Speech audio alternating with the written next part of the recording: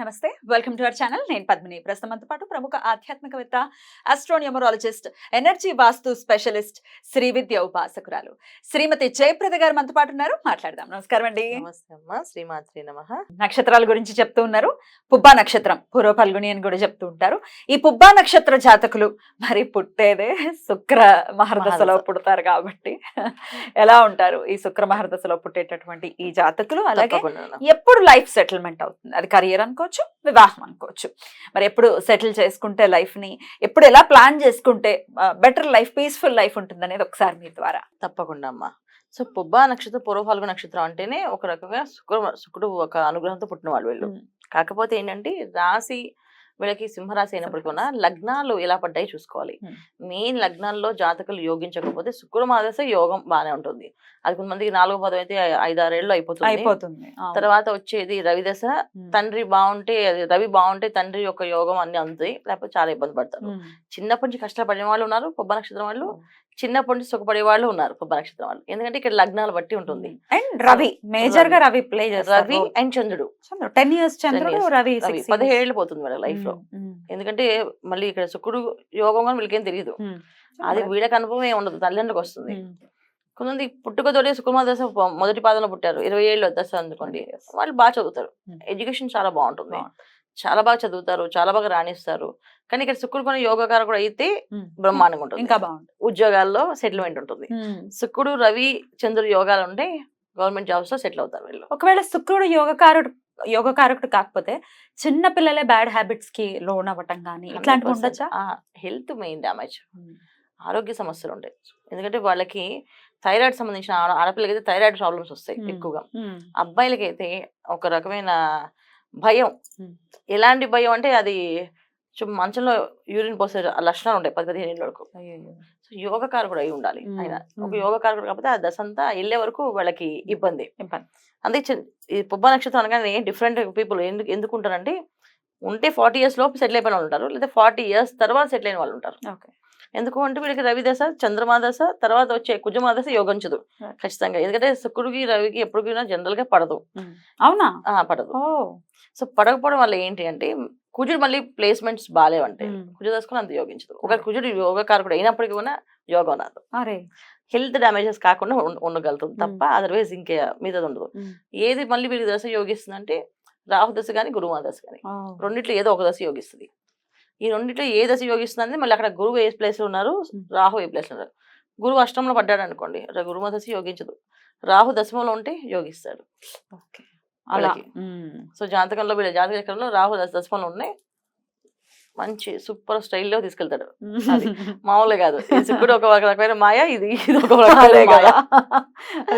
అసలు ఏం చదివారని వీళ్ళు అంత పెద్ద పోస్టులో ఉన్నారు వీళ్ళంటే అంతే కొంతమంది అనిపిస్తుంది. ఏమంటే వాళ్ళ చదువుకి లేకపోతే వాళ్ళ టాలెంట్ కి ఇది కాదంతా రాహు ప్లే చేసే బ్రహ్మాండంగా. అసలు ఎలా తీసుకుపోతారంటే అసలు వాళ్ళని ఒక స్టార్ ని చేస్తాడు, నైట్ స్టార్ అయిపోతారు వాళ్ళు. అంత యోగం ఉంటుంది. నిలబెట్టుకోవడం అనేది ఏంటంటే జాతకంలో యోగాలు. ఒక రాహు యోగిస్తున్నాడు ఆయన ఇచ్చేస్తాడు తీసుకెళ్లిపోయి.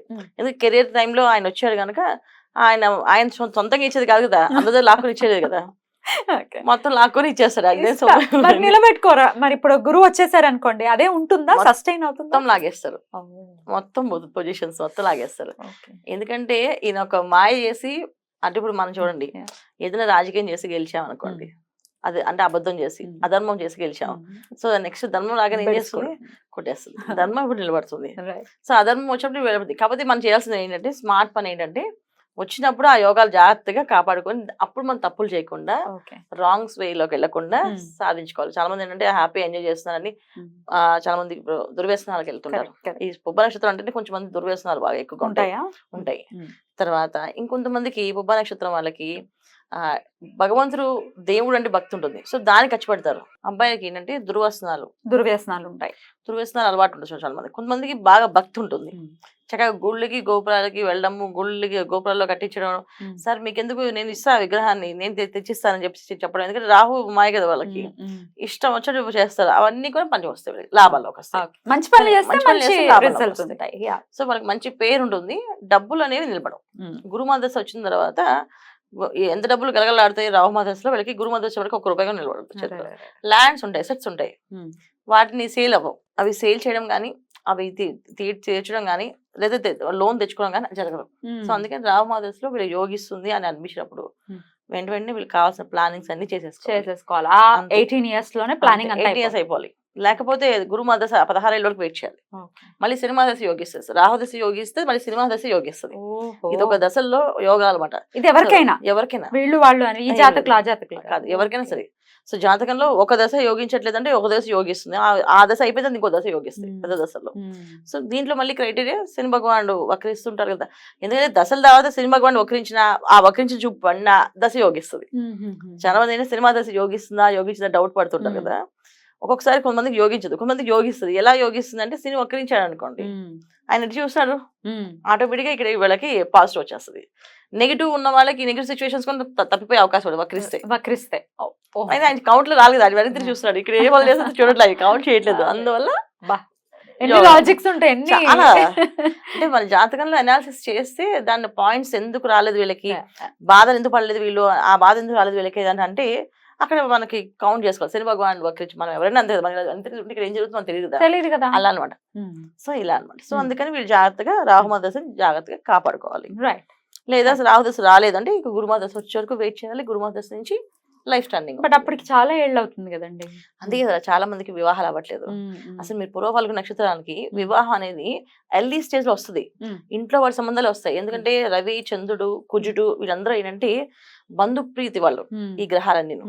సో ఫస్ట్ ఇచ్చేది ఏంటంటే ఇంట్లో వాళ్ళు దగ్గర వాళ్ళని పంపిస్తున్న సంబంధాలు. వీళ్ళు చేసుకోరు, సెటిల్ అవ్వాలి, మేము సెటిల్ అవ్వలేదు, ఇంకా చదవలేదు, ఇంకా నేను ఒక ఇల్లు కొనలేదు, ఒక ఫ్లాట్ కొనలేదు అని అన్ని ఆలోచనలు ఉండిపోతారు. అలా ఉండిపోవడం వల్ల వీళ్ళకి 40 వచ్చినా, 42 వచ్చినా, 45 వచ్చే వరకు పెళ్ళి అవ్వదు. 40, 50 ఇవాళ రోజు చాలా. నిన్న ఒక జాతకం వచ్చింది, అది 50 years వాళ్ళకి అది ఇంకా పెళ్లి కాలేదు. ఇప్పుడు పెళ్లి కావాలంటే ఇద్దరు అమ్మాయిలు ఇద్దరు పిల్లలు ఉన్న తల్లిలు వస్తున్నారండి. అంతే కదా, 50 years అంటే ఎవరో మరి. సో వాళ్ళు ఎందుకు లేట్ చూసుకోవాలి. దశలు బాలేవు, అసలు ఏ దశ యోగించలేదు దానికి పాపం. జాతకం అలా ఉంది. అవి అట్లాంటివి ఉండకూడదు. రైట్ అండి. ఈ పుబ్బా నక్షత్రం వాళ్ళు మరి పర్ఫెక్ట్ గా వివాహం చేసుకునే దశ ఏ దశ? ఖచ్చితంగా 20 ఏళ్ళేనన్నా. 20 నుంచి 26. ఇప్పుడు సింహరాశి అంటేనే మనకి సింహరాశి వచ్చే నక్షత్రాలు ఇవి. దశలోనే అయిపోవాలి. రవి దశ, చంద్రమా దశ, చంద్రుల్లో రాహు వచ్చినప్పుడు వివాహం అవుతుంది పుబ్బ నక్షత్రం వాళ్ళకి. చంద్రుల్లో రాహు దశ వచ్చినప్పుడు వివాహం అయ్యే అవకాశాలు ఉంటాయి. చేసుకోవాలి. చేసుకున్నారా బ్రహ్మాండంగా. అది అంటే వీళ్ళకి బాగా సపోర్ట్ గా ఉండే హస్బెండ్ గానీ వైఫ్ గానీ వస్తారు. 28, 29 అనుకోవచ్చా? మొదటి పాదం అయితే 29 years కి ఇంచుమించుగా. అంతే కదా. అదో 20, ఇదో 6, 3 years లో రాహు వస్తాడు. ఖచ్చితంగా చేసుకోవచ్చు. ఓకే, చంద్రుడు రాహు వస్తాడు అనుకో. సూపర్. సో అప్పుడైతేనే వీళ్ళకి వివాహ యోగం అనేది బాగుంటుంది, చేసుకుంటే కూడా బాగుంటుంది, మంచి వాళ్ళు వస్తారు. ఒకవేళ చంద్ర మహర్దశ దాటిపోయింది అప్పుడండి, చంద్రమహాదశ దాటిపోతే ఇక వచ్చేది కుజమహాదశ. కుజుడిలో మళ్ళీ రాహు యోగించడు, కుజుడిలో మళ్ళీ గురువు యోగిస్తాడు. సో కుజుడిలో గురువు ఉన్నప్పుడు చేసుకోవాలి వివాహం. కుజుడిలో గురు మహాదశ వస్తున్నప్పుడు